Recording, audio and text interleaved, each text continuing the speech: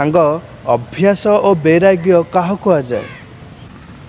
ଶୁଣେ, ଅଭ୍ୟାସର ଅର୍ଥ ହେଉଛି ନିଜ ମନକୁ ଗୋଟିଏ କାମରେ ଲଗାତାର ଲଗାଇଦେବା। ତେବେ ଯାଇକି ତୋ ମନ ତୋ ଅଧୀନରେ ରହିବ। ଏମିତି ବାରମ୍ବାର କରିବାକୁ ପଡ଼ିବ। ତାପରେ ତୋ ମନ ତୋ କହିବା ଅନୁସାରେ ତୋ କଥା ମାନିବ। ଏହାକୁ ହିଁ ଅଭ୍ୟାସ କୁହାଯାଏ। ଯଦି ଅଭ୍ୟାସ କଲେ ମନ ନିଜ ଅଧୀନରେ ରହିବ, ତେବେ ଏ ବୈରାଗ୍ୟର କ'ଣ ପାଇଁ ଆବଶ୍ୟକ? ବୈରାଗ୍ୟ ଏଇଥିପାଇଁ ଆବଶ୍ୟକ, ମନ ଠିକ୍ ରାସ୍ତାରେ ଆସିଲା ପରେ ସେ ଆଉ ଥରେ ଓଲଟା ରାସ୍ତାରେ ଯିବ।